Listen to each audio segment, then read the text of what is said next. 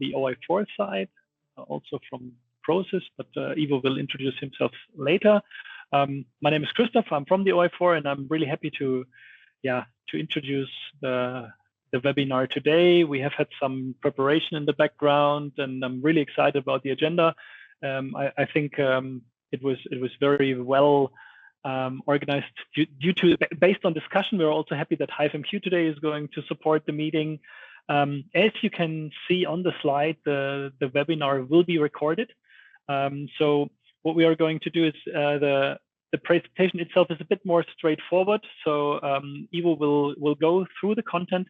If you have questions in between, just feel free to put them in the chat, and then we'll take the questions later. There's a lot of content, and we just want to make sure that we address it. But again, there will be enough room for questions and for discussion at the end. And yeah, once the webinar is done, we will store the webinar in our OI4 members hub, so it's accessible to members. And also, we are very open to feedback. At the end of the webinar, there will be a feedback poll that we just put in the chat. But beside that, feel free to contact us to give us information if you like it or not. And that's all that I need to say to introduce from an OI4 point of view, and then I can hand over to Iivo. He's sharing his screen already.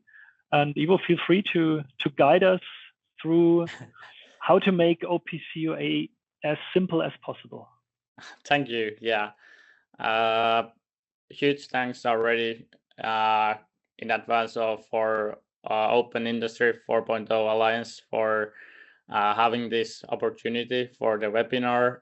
I'm here presenting Prosys OPC, and like Christopher mentioned, HiveMQ is also being part of this content today, and Kudzai Manditereza will join after my presentation.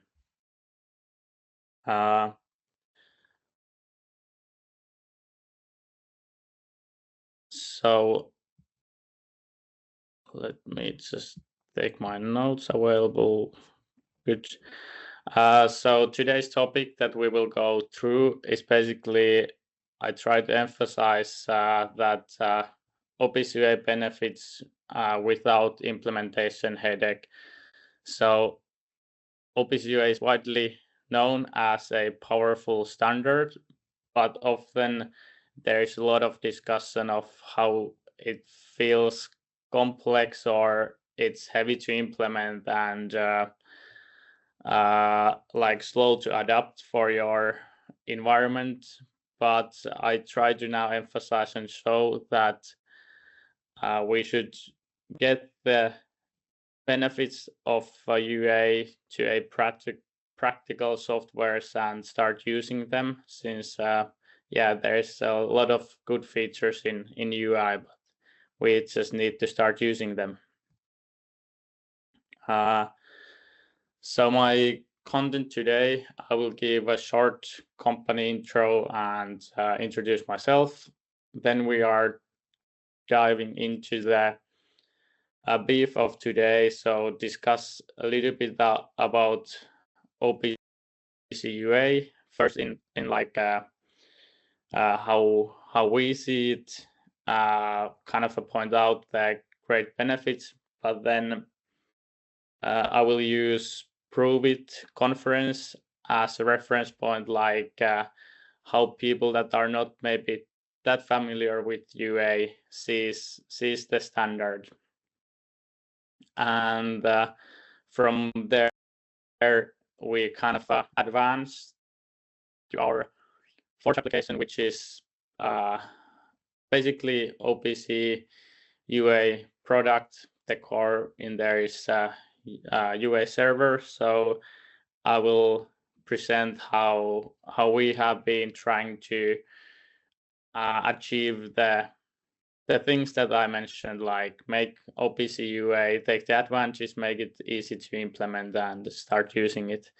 And I will end my part for giving you a quick examples, live demo I will present a environment that is based on Docker that we can share for you to test it out, play with the platform. But first, the company intro. So my name is Iivo Yrjölä.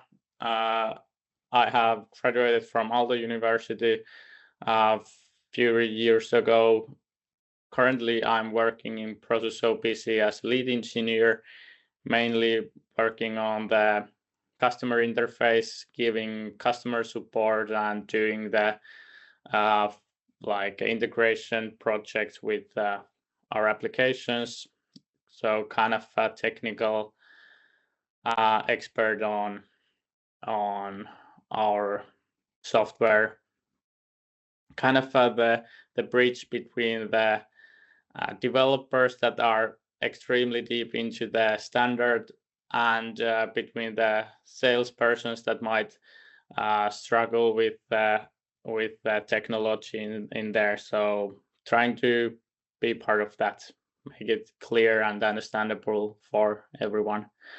And on my free time, I do climbing quite a lot. So today, after this webinar, I will be coaching for youth climbers. So yeah, something that you can then remember me maybe, if not from the work itself or this webinar.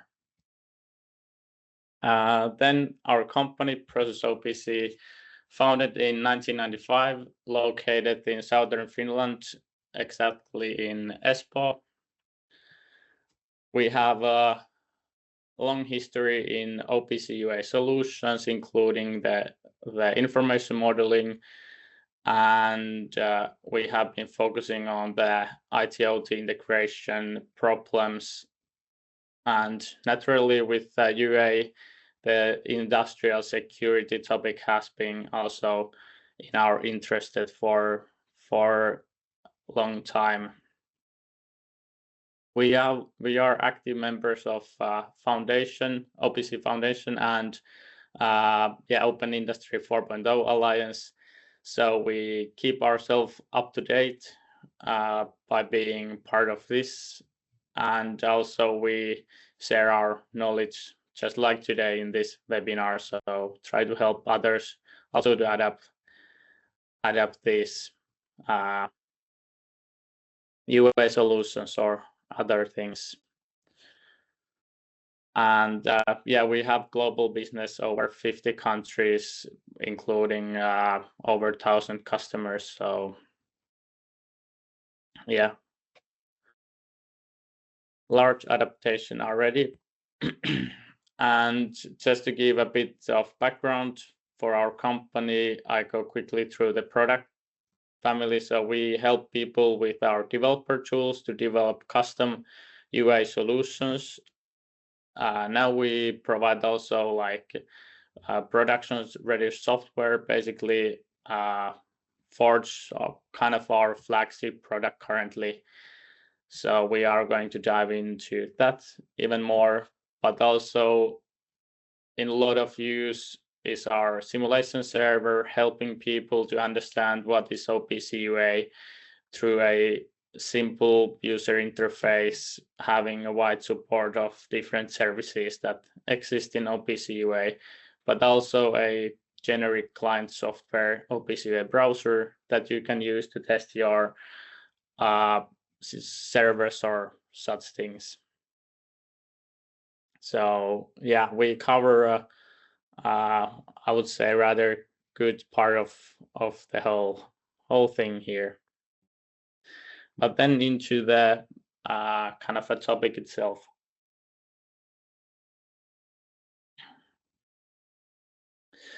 So what is OPC UA? How we see it on our end?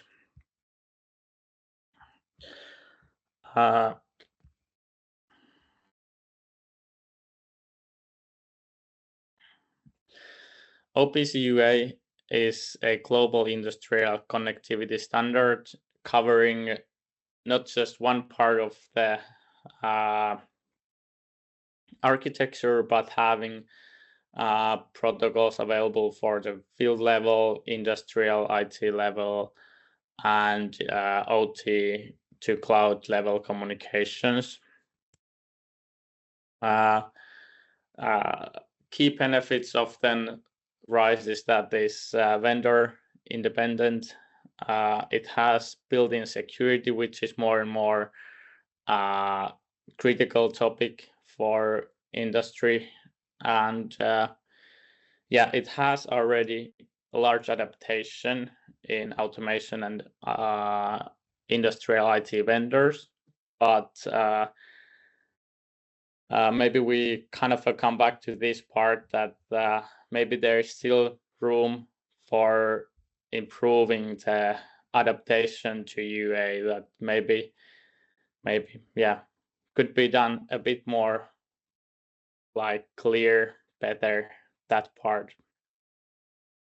And then of course OPC UA offers a robust request response connection where the session can be monitored. The payload and address space is standard, so it's kind of a plug and play between different vendors when it's done properly.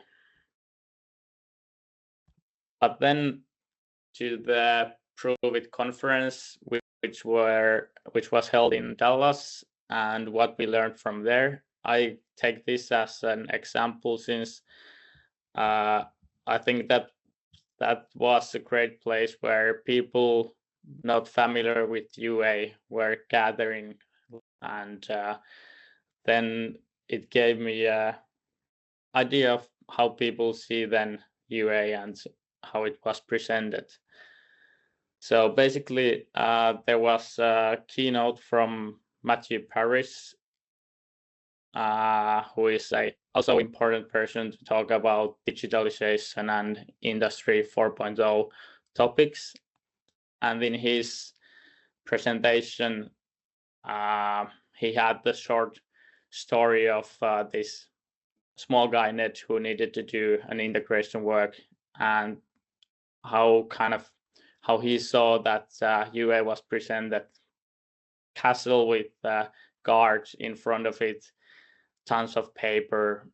Doesn't seem too much like something that I would like to start using. So kind of it was seen a well guarded thing with a lot of specifications. So kind of what I often hear is that it's a huge specification and implementations are lagging behind, and they are not using the different features that there exist.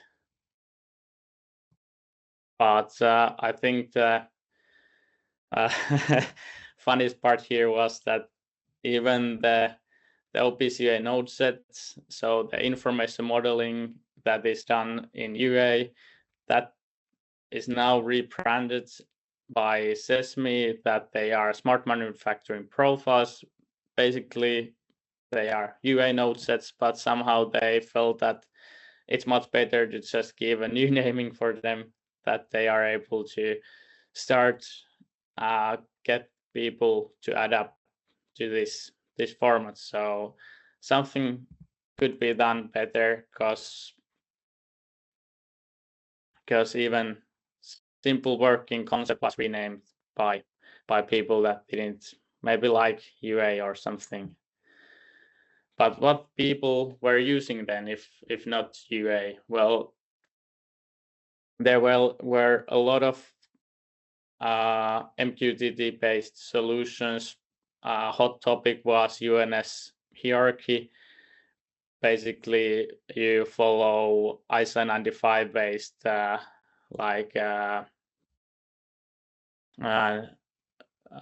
naming hierarchy. Well, it's great solution in the sense that it provides a single unified entry point for your data. It is reflecting the production itself it's an open protocol, easy to implement, starting with, and all that. So easy to adapt, easy to start using, starting your project. But now this didn't come without challenges, because now they have seen that, well, nothing is really taking care of the topic tree. It becomes a messy. Anyone can start publishing stuff into the broker. The topic structure just spreads out without no one taking really care of it following the pattern. The publishers may publish stuff in different formats, and there are no real naming conventions. So basically it's one-on-one integration. So someone publishes, you subscribe, you learn what is in there, and then you make your moves. So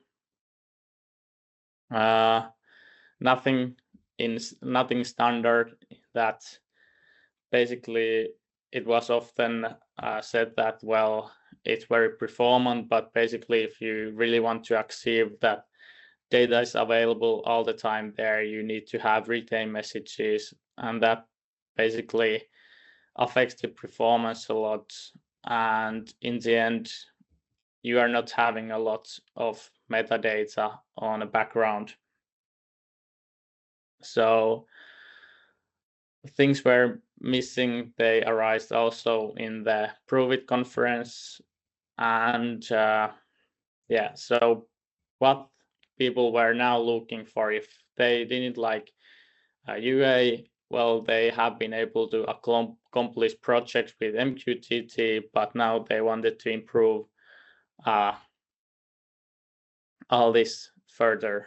So basically what people now summarized: vendor independent software where you can discover stuff, subscribe to data, contextualize data, and have standard models and payloads that you can keep it all harmonized and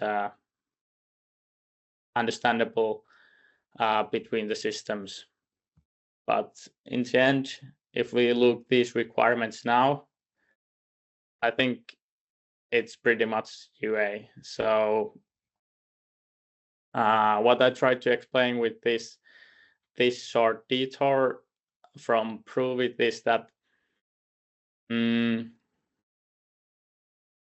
needs that people that don't understand UA, actually the requirements are basically inside UA, so we are not missing anything that they would need, and that's why they don't use UA. But maybe it's something that they don't see OPC UA something that they could really adapt. So maybe we would need to kind of try to utilize OPC UA more, bring it more close to the users in an understandable way, create products with not too much of burden to learn OPC UA. So what if we could make OPC UA just more approachable by modern tools? Take the advantages of OPC UA features. There are the data access, historical access, events, alarms, all those. Maybe we should start building up software that uses them and keep the modern feeling of the application and focus on solving real issues there, and kind of help people to solve their issues by UA having an easy to use solutions. And then I move on that, well, like from that starting point, we kind of started to then bringing our own knowledge for the industry. So basically, if there's lack of a proper UA server that could support all these different benefits of OPC UA, maybe we should make such ourselves. So we started to build a Forge application. So basically, what we have now in short bullets is that we have a OPC UA server that you can configure, no need to code. So you can start doing events,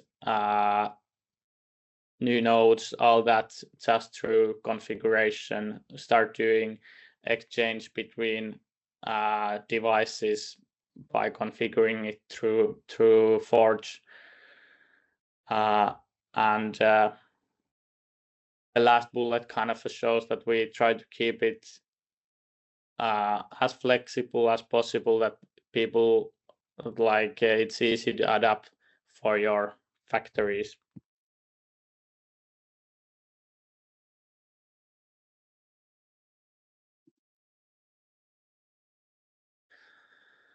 Well, what Prosys Forge is, if we go a bit more detail, well, it's an industrial data ops platform where OPC UA server is the core of the software. So what I mean with that is basically so that any data that is brought or handled through Forge will be at some point OPC UA node or data is available in the UA server in Forge. What it enables, like you can convert protocols to UA, you can then do information modeling, so adapt these UA node sets and start mapping the data to the harmonized structures. There's options to also harmonize the data, so you have the scaling, all that, so you can make a standard and harmonized format of your data. You can create OPC UA events with Forge. You can enable historical access with Forge, and then you can solve server-to-server solutions and such with Forge. But to be able to complete the needs from the industry, we are not just trying to deliver data in UA format, because there are a lot of use cases where people need still generic MQTT, or they need to access data with REST, and so we have been also providing northbound connectivity for such features, so that people can slowly start adapting UA features, but not bind immediately for all of that. Because yeah, great example is MQTT. Maybe a customer needs to start with the generic payloads where it still struggles to have the standard messages, but maybe in future they can change to the OPC UA pops up having the standardized payloads and messages when it gets more adapted and such. So having a future-proof platform.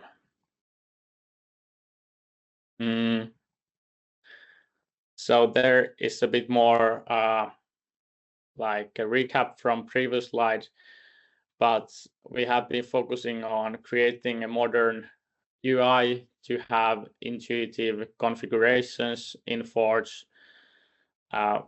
We, of course, keep ourselves up to date with the information models, so you can have the latest version of them. Forge support, OPC UA data access, history, access, events, methods, and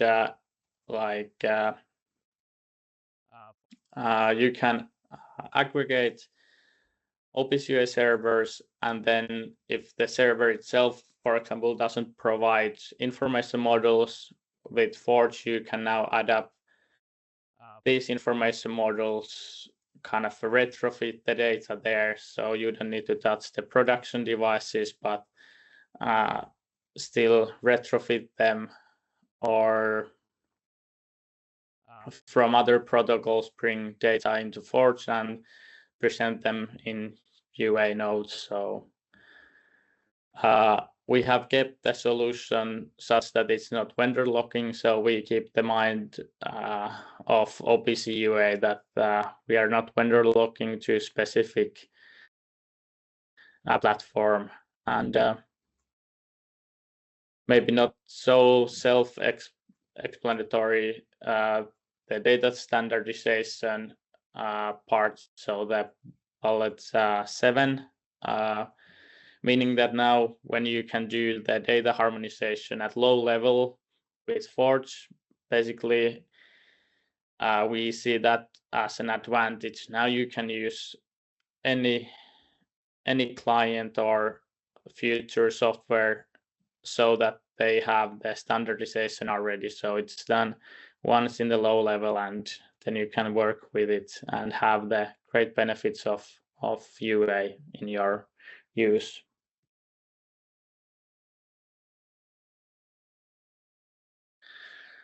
Okay, that's from the our point of view, what we have been building. We are going to have the live demonstration and walkthrough of Forge in the end of this webinar, but I would like to point few real use cases and what has been the outcome of this.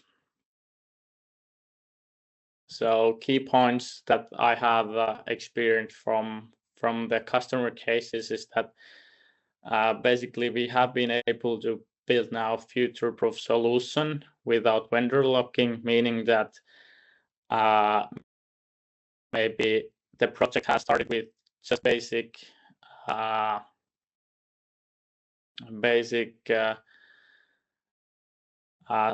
connection, like aggregation thing, that we just aggregate multiple servers into Forge, and then there is just one client connection needed to communicate with the devices.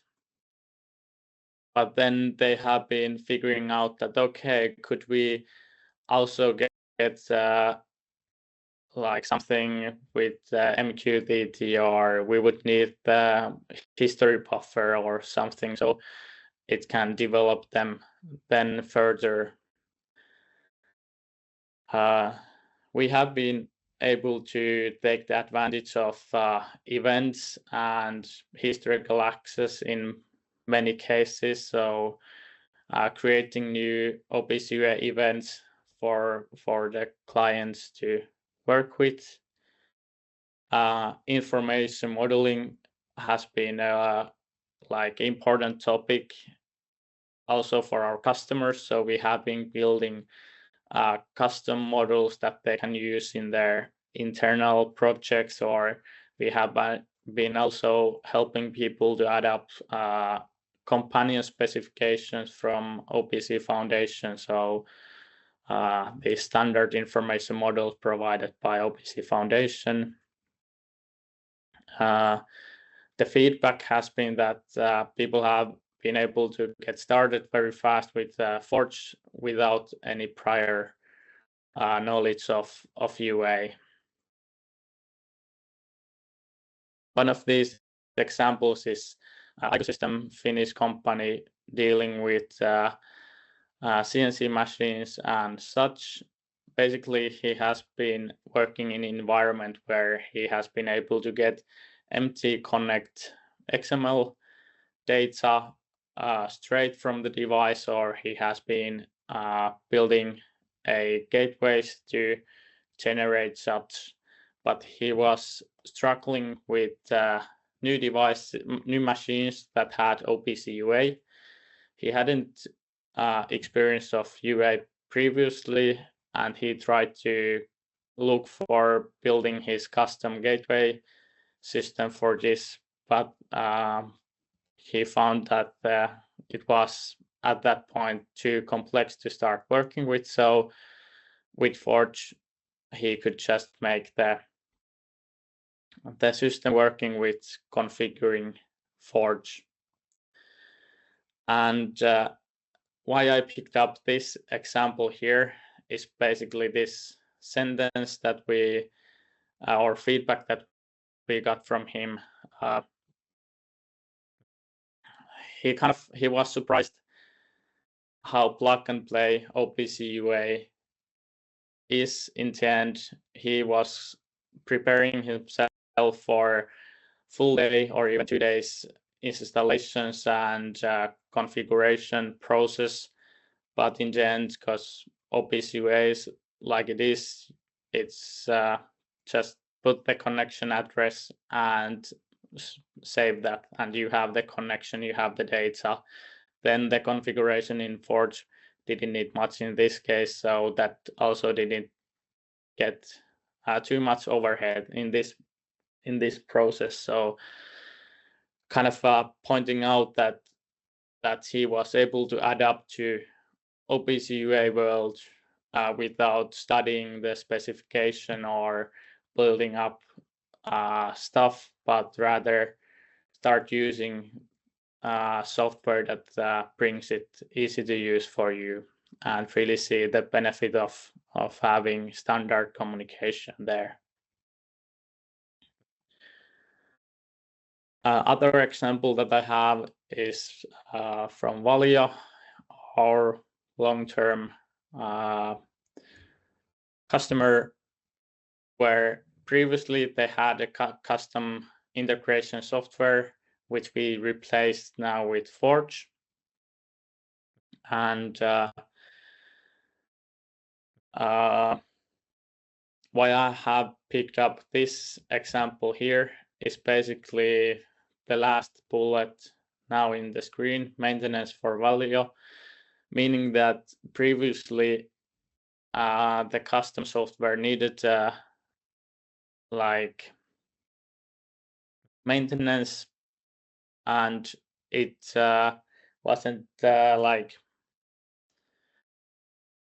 that well easy to kind of adapt. But with this modern software Forge, we could give them access to the configuration platform. They are able to do some configuration themselves, kind of maintaining some part of their stuff. They are able to configure new integrations with this platform.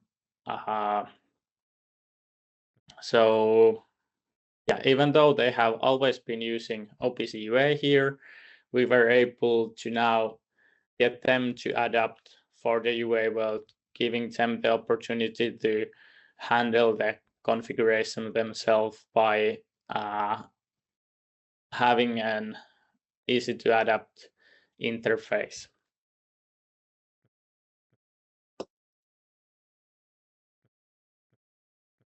Okay, so basically that's my presentation part. And next I will show you this demonstration environment, going through like having a walkthrough through a few of the configurations here. And we will be delivering this setup for you if you're interested to play around with it. It will include an evaluation license for Forge, so there is just an expiry date limit for the usage. The setup is built kind of on top of Docker setup, so pre-requirement is that you have a environment where you can run Docker containers. In this setup, there will be pre-configured connections. So there is not just the softwares that you can then download, but the package will include some configuration files that when you follow the instructions and start up your environment, you will have these connections pre-configured. So there will be then a Forge for you that you can use. There is going to be MySQL that is configured and connected to Forge, and there are a few data logging configurations. So basically some Shift reports that are stored and basic OE measurements. There is a Modbus simulator that I have built with the Python library, so that you can use. We also provide our simulation server as a Docker container here. Just note that it's not meant to run in container environment really, but it's just for you to have this as a standard access point that you can have some live OPC UA data for you. And then there will be InfluxDB, which we use for historical buffer purposes, and Grafana with our plugin, so you can then have the dashboard created by Grafana. And then in this case, I have been using Mosquito, but we will see whether we change that to HiveMQ Broker, but basically those works the same. So Kudzai will present how he has done the configurations on HiveMQ Broker. But with this setup, you can kind of start practicing for the information modeling, how to adapt events if you need, and where you can use historical buffer and such things. But I will close my presentation now and jump into Forge itself.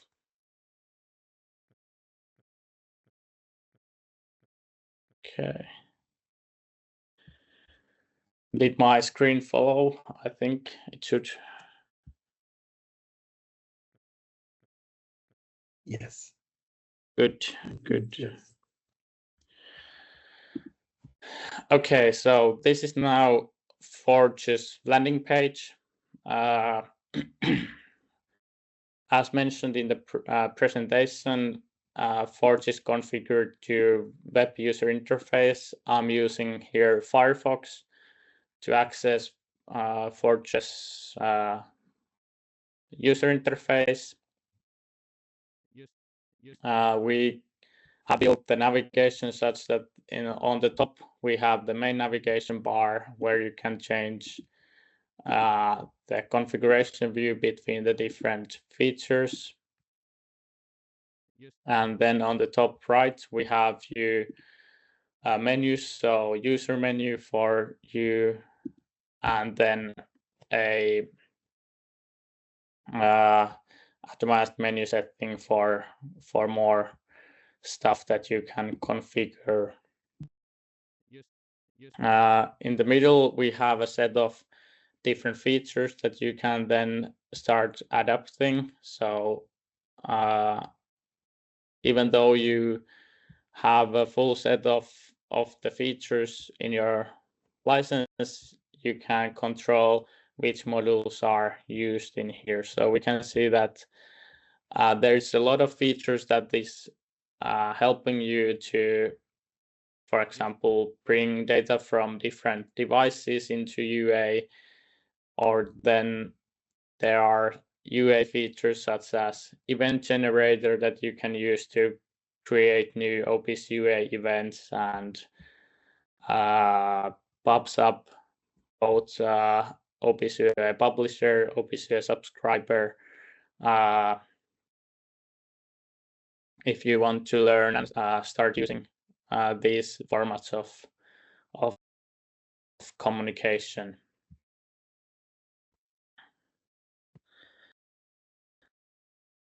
Next, I will be showing you how you could accomplish harmonization in Forge. So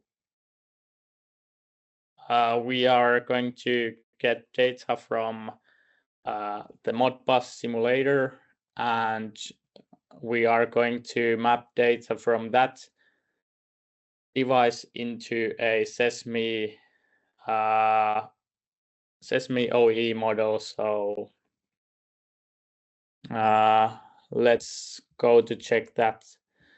So in data sources, we can see that, well, we don't have any UA connections, but in Modbus devices, we can see that we have a connection to our Modbus device. Well, this is not UA related right now, but here you will configure the connection with minimum settings available for you as first, but there are some advanced settings available, of course, but kind of keep the easy view for the user. And then we navigate into the core of Forge, so into the OPC UA server. This is now the heart of Forge, you could say, where you can see the address space, meaning that this is the part that gathers all the data available in Forge. So if we go take a look into data sources, Modbus devices, we can find our device that we have configured and the list of variables that we have been also configuring through that. And in this, we can see that, okay, now we are having just a flat list of variables and not really any context or metadata with them. So we would like to have this information standardized by an information model. And for this use case, I'm demonstrating it with Sesame OE node set. So just like companion specification provided by OPC Foundation, this is another library provided by Sesame, where they are having an information model for OE.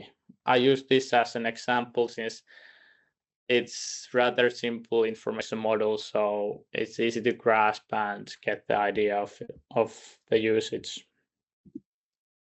So in here, I have created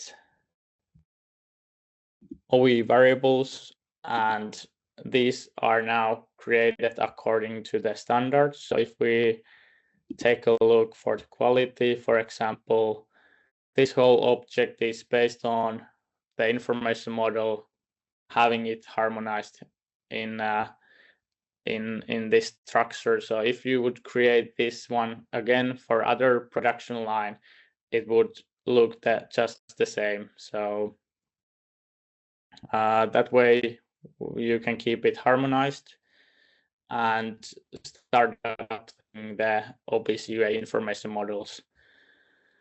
And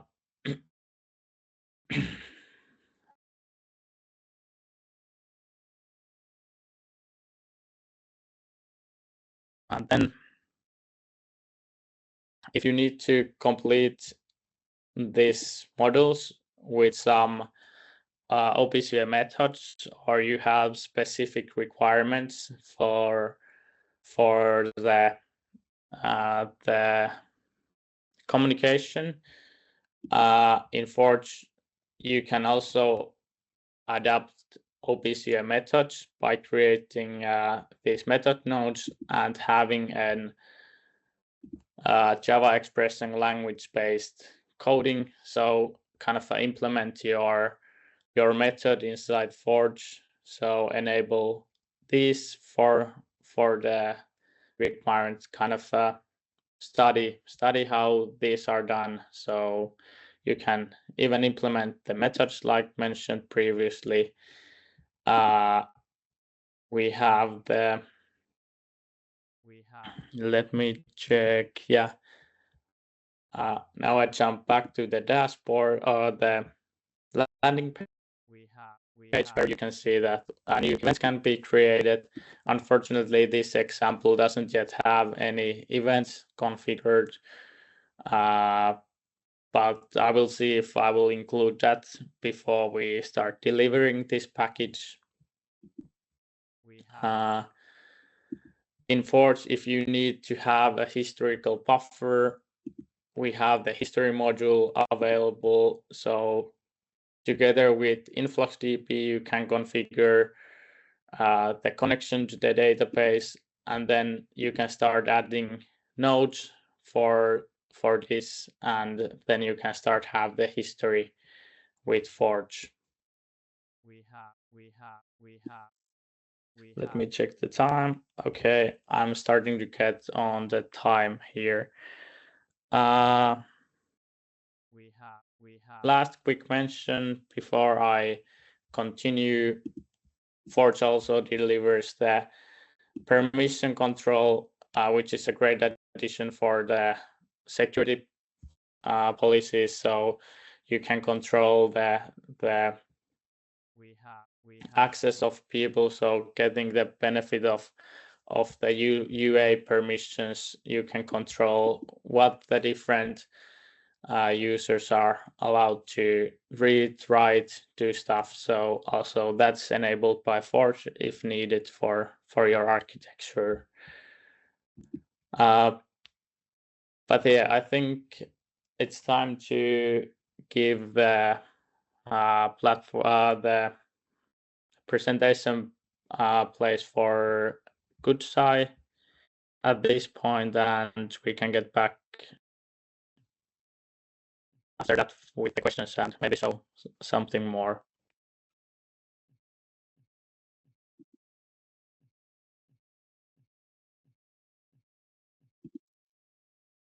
Yes, absolutely. Thanks, Iivo. Yeah, so I'll take over from here.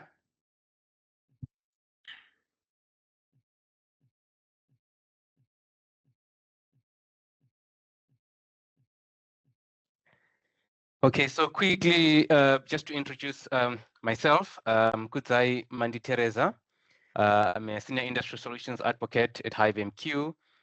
I'm also a thought leader when it comes to unified namespace, smart manufacturing, industrial IoT, and things like that. And also run an independent media and education business, which is Industry4.tv, where I educate around the same concepts, and also run a podcast discussing AI in manufacturing. So yeah, so I mean, basically here what I'm going to show you is the idea of a unified namespace, and also how Forge and OPC UA and these two protocols, MQTT, actually can come together to bring that unified namespace concept to life. So just quickly, Iivo, can you confirm for me if you can see MQTT Explorer? I can see my screen and everything. Yep, that's correct. Okay, perfect. So kind of like what you're looking at right now is the unified namespace. So this is the MQTT Explorer. I'm connected to HiveMQ Cloud MQTT broker, which I'll show you in a minute how to set up. But basically, I think we kind of like need to start on understanding what the unified namespace actually is, because I think this is something that's been out there. A lot of manufacturers have been finding value, but also there's misunderstanding, kind of like misconception of exactly what it is or what it's meant to be. So basically, a unified namespace is the current state of your business, that is semantically organized, contextualized, and normalized. So in simple terms, basically what we're saying is that we're moving from a time where you would, if you are, for example, a supervisor of a processing area, you've got many systems that are producing data and information, but at any given moment, you are not able to tell what is the current state of your business, right? You are not able to tell what are the current orders that are, being actively produced. What are the lines that are actually behind schedule? What are the orders that are behind schedule? What pieces of equipment are currently done right now? So all of that visibility is something that is lived, or still for many companies lives in many separate systems and many separate domains of your business. So the idea was to then build that semantic model or semantic structure that represents your entire business, that mirrors your entire business. So as you can see, what I have here is a very simplified unified namespace, just to show the concept here. So we have got global industry, which is your enterprise name, and as Iivo mentioned, basically the convention here is to use the ISO 95 equipment hierarchy model, which sort of like specifies where a specific production unit or asset lives within your infrastructure. So that kind of like gives you a unified view of contextual normalized data across your entire operations in real time. So it's not your historian, it's not your something that way you can perform transactions and things like that. Its value, it's in giving you that snapshot, current snapshot. This is how things stand at the moment.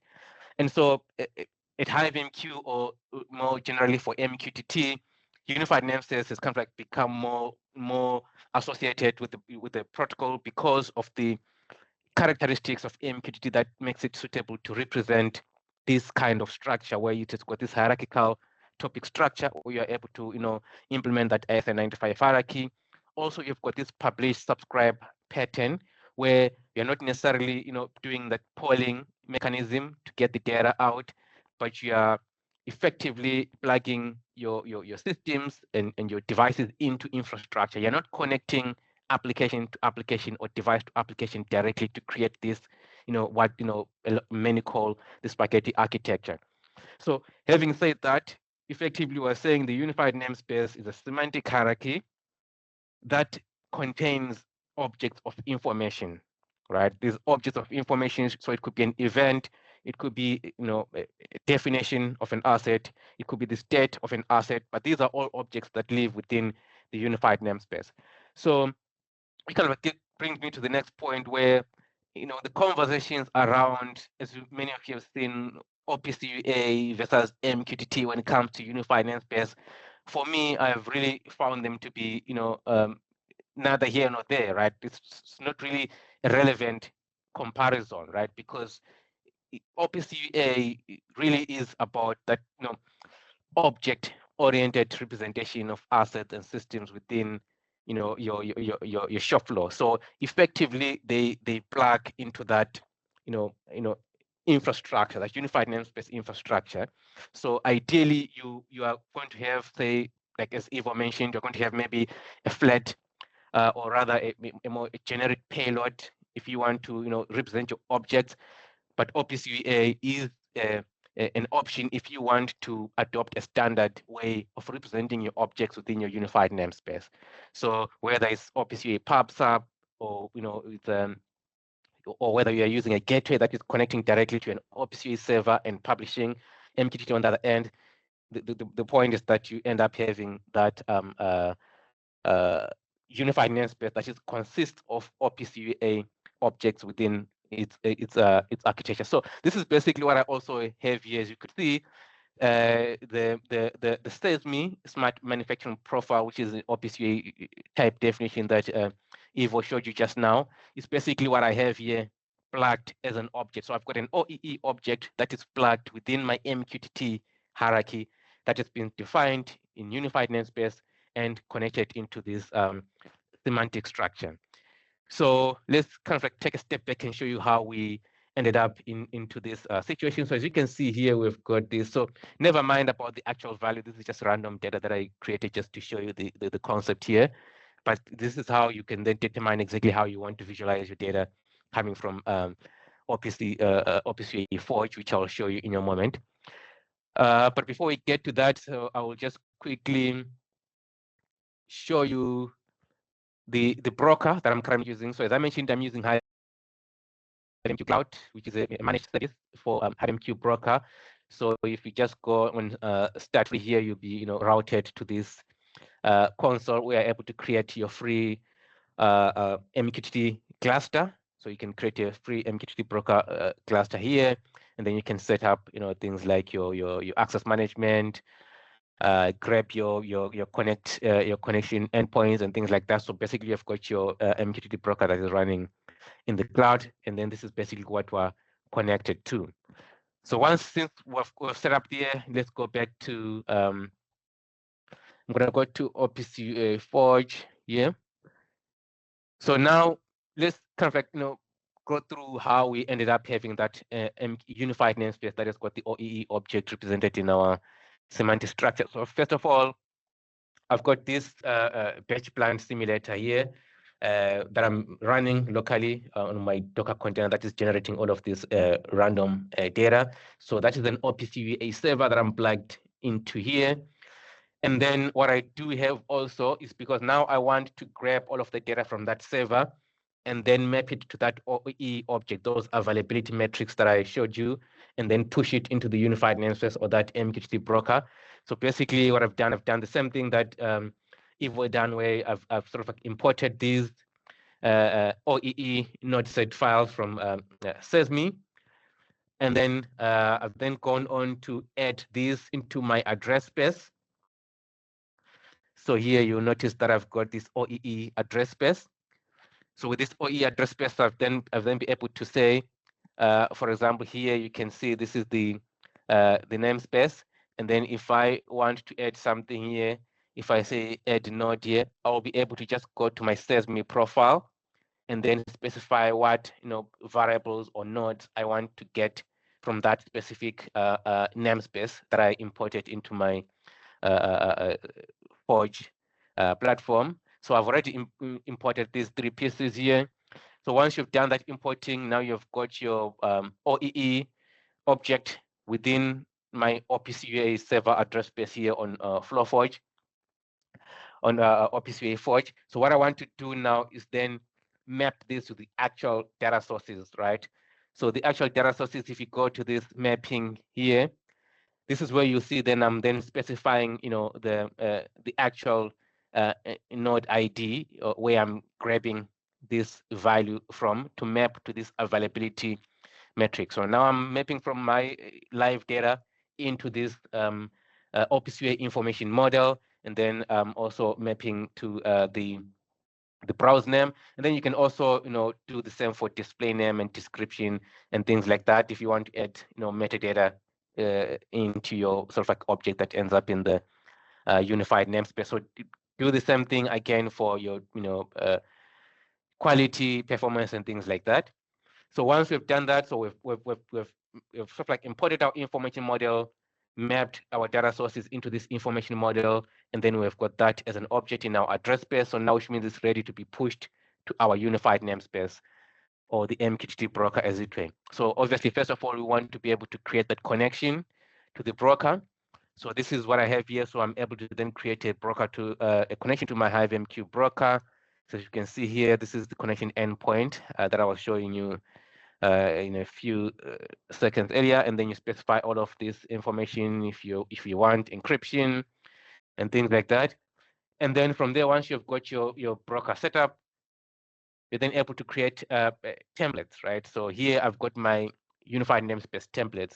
So here you might notice that I'm using UNSV1. So it's also common practice to use versioning for your unified namespace. So if you are going to be at some point want to be able to update your payloads without any breaking changes, it's common practice to always use that versioning namespace as the root of your namespace. So this is basically what I've done here. I've got version 1 of my namespace, and then I've also specified what data to include in each specific payload for this particular template. So as you can see here, the timestamp and the value is part of the message that goes into that specific. So these are the settings that if you use this template, they're going to conform to this. They're going to follow whatever you specified here. And then obviously payload settings, here return message, all of the things that you need to set up here.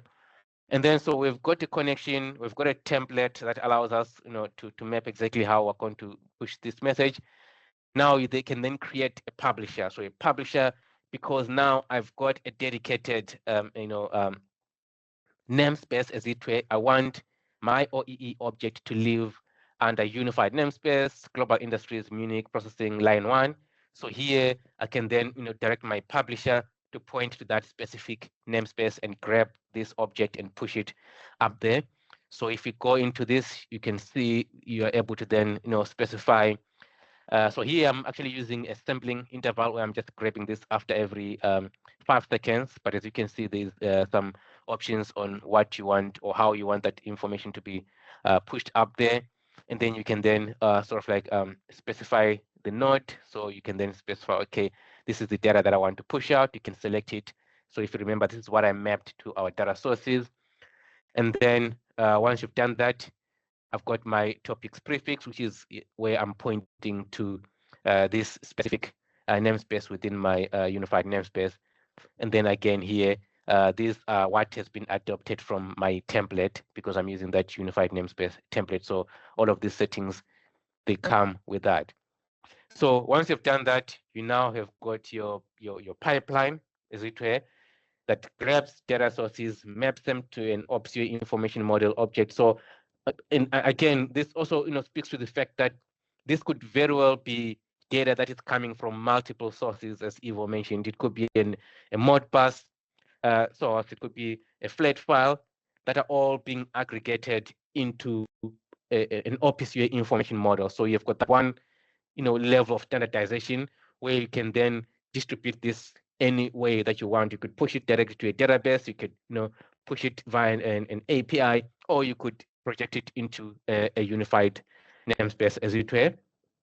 And more importantly, so I don't have this on demo, but kind of like to talk to you about the possibilities that you could actually have the same direction coming back from the unified namespace and mapping into your OPC UA information models. So effectively here, you don't lose that standardization that you're using on your shop floor. If you're standardizing on OPC UA, you still maintain that standard, only convert that when it goes into the unified namespace. It is consumed by other applications, but also when it comes back down in the case where you've got an analytics platform that is doing some analysis and pushing that information back down to your shop floor. If you want to represent also as an OPC UA object, that is also very possible. So yeah, that was kind of like a very quick demonstration of how to use FlowForge, and that's kind of like very simple for me, in line with the theme of this webinar, where I'm one of those people who were very early with using OPC UA information models and things like that, and I've got a very popular series on YouTube about that. But I was one of the people who are frustrated by the lack of tools that allow you to easily use OPC UA, because in many cases you really have to know a whole lot of stuff, do some custom coding, build your own tool actually. So I think this is a very positive direction in kind of like really making OPC UA easily integratable with ecosystems such as the unified namespace. So that's all from me. Back to you, Iivo. Thank you so much. Take some questions. Yep. Yeah, thank you so much. Like a brilliant presentation, covering very well the part that of the integration work there. Just like you said, that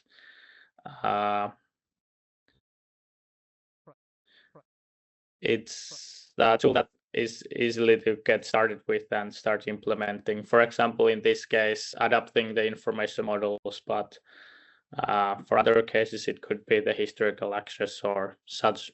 But I think I didn't have anything more in my slide set. So basically, I think that's the part of the webinar of the presentation, and we are ready for the questions and answers. But I think if I check the chat correctly, we don't have any questions yet. But let me maybe take the first one. Thanks for the presentation. So typically, one of my questions in my role is how can we benefit now in the group, and how can the colleagues reach you? Because if you look at the participants, there are customers, there are other tech companies. So I always say tech consumer, tech provider. How can they benefit from this sandbox and putting, like we saw, 2 member companies with 2 technologies which fit perfectly together, and maybe there is a third one where they say, hey, I would like to talk to you guys and make this sandbox environment ready to use and understand how to team up. How can they continue? How can they benefit? Thank you for the question. I think at least for the initial flow, I would suggest that we have the contact information to our sales where we could deliver the download links, and maybe like learning from the adaptation and all that, we could maybe take a look if we could have some kind of central point where we could share these configurations for this Docker environment, so people could maybe share their configurations also for others. That okay, if you take this part and adapt it with your compose, you can have the connection to our product or something. Because yeah, in this Docker compose, the environment is basically similar for everyone, so you can share your configurations. But at the beginning, I think we will start with by contacting us through the sales email box, and we share the download links and material that you would need. And then I think from there, when we learn more, we can like improve this further. I think. All right. There is one small question also from Tobias in the chat. I think that's a good one. As an end user, he might want to get guidance where to get the information models from. Yeah, that's a good one. Yeah, that's a good question. I think if I take this view, so there are at least I know a few standard libraries that deliver the companion specifications, so standardized information models. I think from one of them is hosted by OPC Foundation. Let's see if we can find it with this. Okay. So this online reference, you can access the standard itself, but here we have a node set view where you can access all the available companion specifications. If you take a look to our Mastering Forge tutorial series, you will see that I'm using this commercial kitchen equipment, since it's something that you can easily kind of grasp on. It's something like there are coffee machines and oven and such, so it's easy to kind of first understand that part. And then, like I mentioned in the presentation, Sesame is having this marketplace. Let's see, yeah, this one, which also provides these node sets that you can use. For example, if we start searching with OEE, we are able to find this one. That is also something that you can download here and import it into Forge. But also, if you need then build your own information model, or you need to fine tune this one, Then there are software available such as UA Modeler from Unified Automation or SIOM that you can use for creating your own or enhancing the existing ones. Yeah, very good. Just I don't know if there are more questions, because I would like to have another one more on information. So SESMI is part of the so-called International Manufacturing X Council. So we are in the Manufacturing X projects, and there is also like a new manufacturing export concept. I don't know if you heard about that. So there is this, there are different configurations basing on different standards. So there is the OPC standard, but there is also the asset administration shell, and there is also the EDC, the Eclipse Data Space Connector for the data space level. So is there already something ongoing in your organization with the partners, maybe also from the OI4, where you let's say also check how these new concepts with existing standards interfere? Because that would also be for a lot of our companies, just because Tobias asked the question. So Multivag is a machine manufacturer and will be asked to deliver, let's say, cross-company data. And we are now on the level collecting the data, making them visible, usable. So is there anything ongoing, or could that be something where we team up in the OI4 community and, for example, take it in one of our hackathons, which is going to happen, to take your solution, put the additional, let's say, open source, which was provided by the Manufacturing X, where SESMI is also part, and then see how does that interfere all in all from a market perspective. So good question. I would say covering kind of broad topic. I would say that we are. I think I can answer that. I think. Yeah, I was going to that. Ekram put me a little bit like in a political discussion. Thank you. Yeah, I want to see the next step already a little bit. That's why I'm asking. But great that you interfere. Yeah, thanks. Yeah, well, but like, hey, of course, I feel that like all these initiatives, I think they slightly are like for different purposes and different, like at least from my point of view. And now we are not speaking on behalf of any organization, but our company and our vision. So of course, like the OPC UA and information models can be used for many purposes and to harmonize data, and why not like also for the digital passport if you like, and then it's somehow related to the Digital Twin Association and AAS and then like further like how you store the data to the databases, like then the OPC UA information models could be like kind of as such like one possibility. But in my opinion, like there are other possibilities as well, like, and especially like if you think about the current transport protocols, that's like one thing, and the information models are another thing. And this is the same thing that what's actually in SESMI, what they are doing is that they are developing this kind of totally new protocol, which is called I3X, which is based on REST and heavily on OPC information models, but not using the OPC as a transport. And this is like one option as well.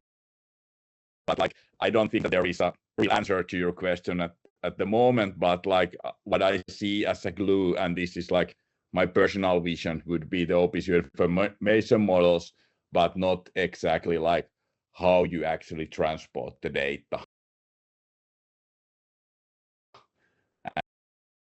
And is that like own mechanics for the data spaces for the AS, or just like a text file that is like formatted based on the Node.js XML like format. So I hope you got some idea. Yes, I got. I will just reference something which we could take into account in one of the next, let's say, working sessions. If we would picture what you just said with our architecture guardrails, then the industry and the end users will understand what is already existing, what is coming, and how does it play together. Because you cannot throw away your systems, your connectors. You need to make your thoughts. When to change, how to change, or what to change. Maybe you don't even need to change. That would be something what we can try based on you guys who presented, to take the architecture guardrails and to show where is the benefit of those two examples we saw. And the reason why I'm asking that, even the other projects, as you know, we are also orchestrating the other domain project like Semiconductor X, Aerospace X. In this case, Semiconductor X took the architecture guardrails for their program, and they are showing, let's say, how OI4 is also trying to put the different technologies, the northbound, southbound, the edge layer, the cloud layer, the application layer. So they are trying to show which benefits those concepts have. And if we come now with the products, then there would be a good handshake between the theory and the practical part. That's why we should take that. Maybe because has an idea. Piri, just before you answer directly, I just want to ensure, before a few people leave time by time, this is what happens during discussion. I'd like to ask Anna if she can put the feedback questions in the poll, because that can run in parallel. Okay. And then can you answer the question, and then I have another question. All right. Thank you, Anna. Sorry, Piri. Yes. Sorry, I would have just short answer that our idea is to be very agnostic in a sense that like we do want to support like all standards and but like hopefully mainly like standards, because then they are not like proprietary and there is no vendor blocking. And this is why we were probably the first ones to try to implement the OI4 open edge computation spec as well, which was actually the same way, using the OPC UA information models, but having like more like or more truly taught like kind of like topic tree and adding things there so that it would be more usable for the certain use cases. Sorry, Piri. All right, thanks. So my question was, lots of information, and what stick to my mind was that basically the story that Forge makes OPC UA easy. That is basically something what I really like. And I know there have been some discussions, but I was wondering, so is Forge accessible as a sandbox, or can OI4 members try that out, like without, I don't know, buying the solution, but like for testing? Is there anything in your mind?